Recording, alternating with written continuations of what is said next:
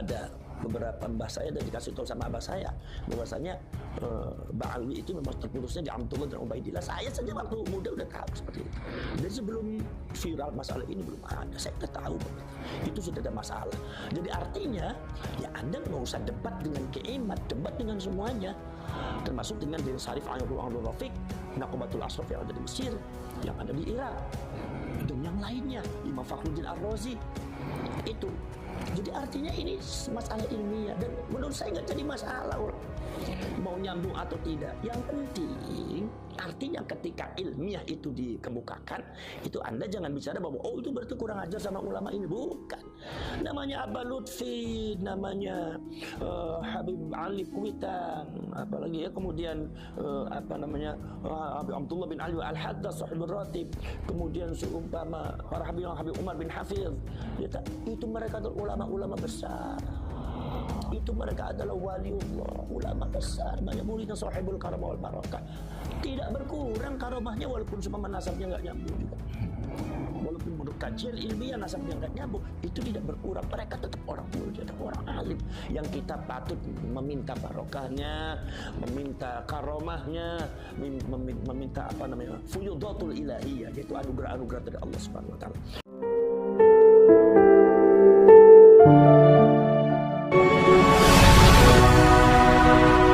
Jadi Anda jangan merancukan antara kajian hasil ilmiah dengan adab. Itu beda. Kalau kayak Imaduddin yang saya lihat itu kajian ilmiah. Jadi kalau Anda membantah ya secara ilmiah. Kalau kajian ilmiah ternyata dapatnya tidak sesuai dengan apa yang sudah ditetapkan, nggak jadi masalah. Wong itu masalah ilmiah, masalah biasa ilmiah. Tidak ada kaitannya dengan adab dan akhlak. Kalau Anda bicara masalah debat ilmiah, kemudian Anda kalah, kemudian Anda menggodamnya dengan adab dan akhlak. Ini sistem seperti ini yang dipakai oleh Fir'aun. Fir'aun itu pada waktu debat dengan Nabi Musa, ketika ditanya, Musa kamu itu Tuhannya siapa? Kata Nabi Musa, Tuhan saya yang bisa menghidupkan, yang mematikan. Saya ada yang bisa menghidupkan, mematikan. Kemudian tiba-tiba Fir'aun menghadirkan dua orang, yang satunya dibunuh, yang satunya dihidupkan. Kata Fir'aun, wa ana uhyi wa umiit. Saya juga menghidupkan tuh, saya juga bisa mematikan. Artinya kalau memang Tuhan kamu adalah menghidupkan dan mematikan, saya juga bisa. Akhirnya kata-kata Nabi Musa apa? Tuhan saya adalah Tuhan yang bisa memindahkan matahari dari timur ke barat dan mendatangkan bulan ketika malam dan melenyapkan ketika siang. Tuhan saya Tuhan yang bisa menggeser matahari. Di situ Fir'aun lemah, logikanya kalah, debatnya kalah. Lah Fir'aun baru menggodamnya dengan apa? Ya dengan kayak tadi, otoritas. Musa, kamu tuh kurang ajar. Bukankah kamu telah diurus sama saya dari kecil? Kamu kan diurus sama saya dari kecil. Begitu besar kamu kurang ajar sama saya. Boro-boro kamu terima kasih. Lah Fir'aun itu merancukan antara debat ilmiah ya dengan otoritas. Ini bukan bicara masalah otoritas Nabi Musa itu menghormati atau tidak, tetapi ini adalah masalah ilmiah. Ketika Fir'aun tanya seperti itu, ya Nabi Musa jawab. Ketika Nabi Musa itu memenangkan perdebatan itu, maka Fir'aun menggodam Nabi Musa dengan otoritas. Jadi itu caranya Fir'aun mengalahkan orang. Jangan seperti itu. Anda mau begini, seumpama saya urusan dengan santri saya, begitu urusan saya kalah, saya bilang kamu kurang ajar sama guru. Bukankah saya itu ngajar kamu dari mulai kamu nggak bisa sampai sekarang besar, begitu besar kamu sekarang tentang saya. Lah nggak boleh seperti itu. Itu namanya tidak ilmiah. Anda tidak memahami konteks ilmiah namanya. Nah, masalah kajian kayak Imaduddin kajian ilmiah dan itu sah-sah saja, nggak ada masalah. Bukan berarti kayak Imaduddin ini kemudian tidak menghormati Aba Lutfi, Habib Ali, tidak menghormati Sahibul Ratil Kubra, Habib Abdullah bin Ali Al-Haddad atau para habaib yang lain, ulama-ulama. Bukan masalah itu. Ya, itu masalah ilmiah. Debat dengan ilmiah saja, nggak apa-apa. Kajian-kajiannya juga bagus. Titen Kalimat itu bagus. Saya sudah lihat itu Titen bagus. Lah, kemudian contoh begini. Imam Malik bin Anas Al-Asbuhi itu adalah muridnya atau gurunya Imam Syafi'i. Tapi Imam Syafi'i berbeda dengan Imam Malik. Imam Malik ketika subuh tidak kunut, maka Imam Syafi'i kunut. Debat luar biasa.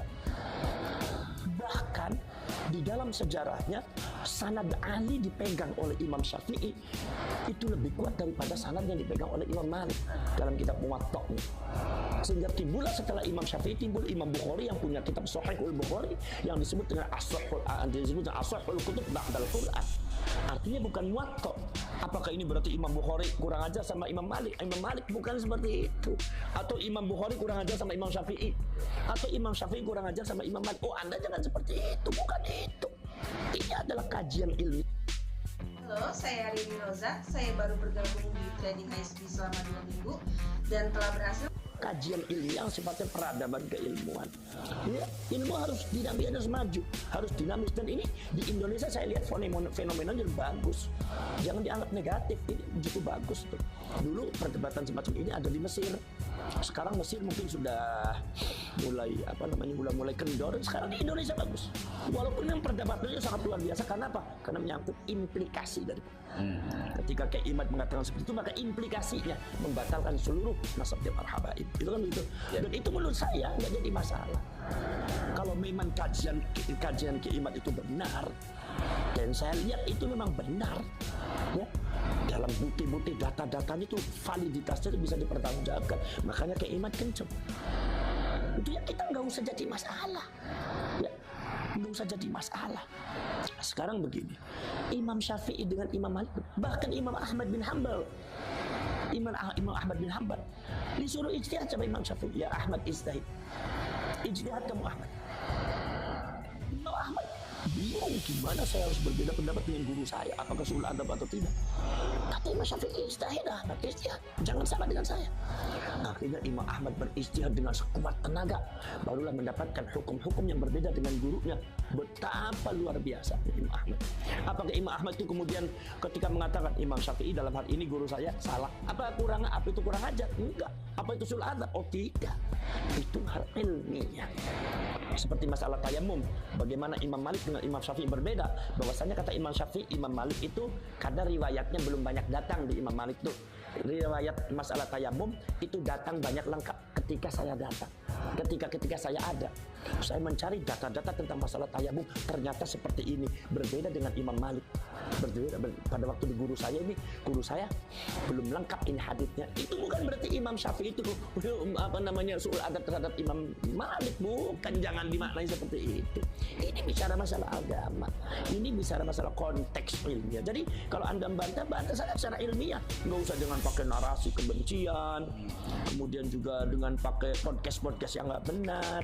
Anda datang ke Kiai Imad katakan debat ilmiah, saksinya mana? Tapi kalau debat saya minta ya lawannya yang selevel gitu. Kalau lawannya ya Allah, yang lawannya yang datang ada yang dari Lampung itu, atau yang dari apalagi yang lawannya itu Harbin Smith itu, ya itu ya bukan levelnya Kiai Imad, mohon maaf. Itu ngaji kitabnya juga karu-karuan. Kiai Imad tuh karyanya saya ada 17, itu bagus. Saya yang alhamdulillah saya juga sudah menyelesaikan S3 tahun 2009 itu. Saya tahu persis. Beliau orang pintar dan ilmiah sekali. Jadi lawannya jangan itu. Jadi lawannya bagaimana? Lawannya saya minta ke Imad kalau seumpama diajak debat, ya sama orang-orang yang kredibilitas keilmuannya tidak ada. Jangan mau, buat apa debat dengan orang jahil? Ya omongannya nggak karuan, akhirnya jadi fitnah. Namanya orang jahil kan ngomongnya kadang-kadang keras, kasar, kadang nggak bagus. Sayang ke imannya, sayang ke ilmuannya. Debatlah dengan orang yang kredibilitasnya terjamin, minimal dengan Robitoh Alawiyah, ulama-ulamanya. Kumpulkan, debat di situ. Itu namanya ilmiah, itu bagus. Kalau semua dekat dengan orang-orang yang ya Allah, ya mohon maaf itu.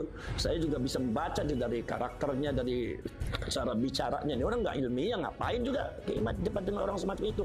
Orang jahil nggak usah diladeni. Kalau orang jahil itu nggak usah, itu nggak ada manfaatnya, biarin aja. Di atas ada Allah Subhanahu Wa Taala. Nggak usah jadi pikiran dan jadi apa. Yang penting Kiai Imad tetap pada itu. Dan saya dukung ya perjuangannya Kiai Imad tuh kalau memang itu. Karena apa? Karena ini persoalannya bukan masalah persoalan Kiai Imad. Kalau Anda mengatakan itu masalah Kiai Imad, oh bukan. Anda salah paham. Itu sejak dulu sudah ada. Sejak zamannya abad ke-8 Imam Fakhruddin Ar-Razi sudah menyatakan bahwasanya Sayyid Ahmad tidak memiliki orang yang bernama anak yang bernama Abdullah. Sehingga pada waktu abad ke-13 Syarif Abdul Rafiq, penguasa Hijaz ketika itu dari Syarif Al-Hasani, itu melarang kaum Ba'alwi memakai nama Sayyid dan Syarif.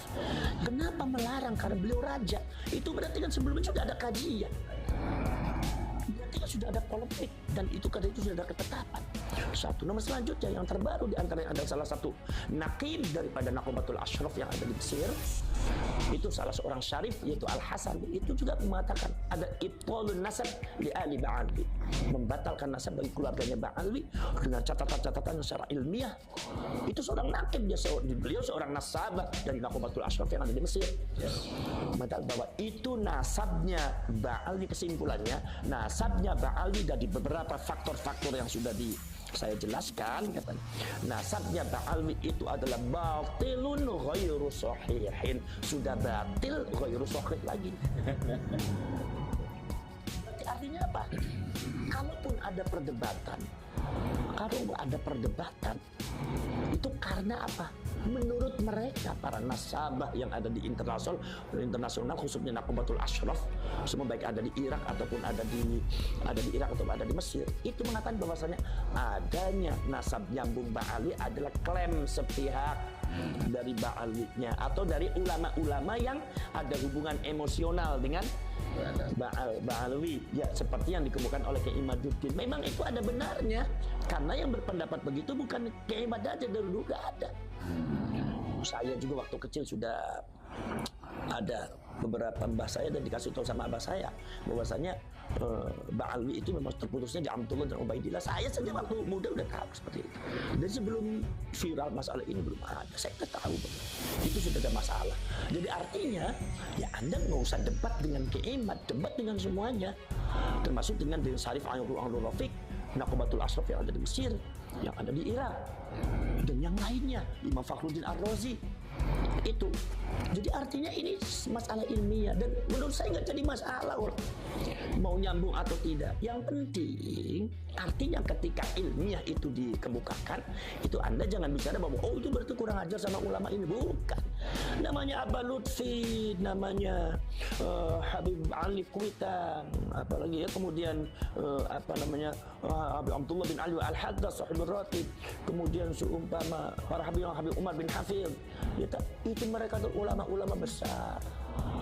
Itu mereka adalah waliullah, ulama besar, banyak muridnya sahibul karamah wal barakah.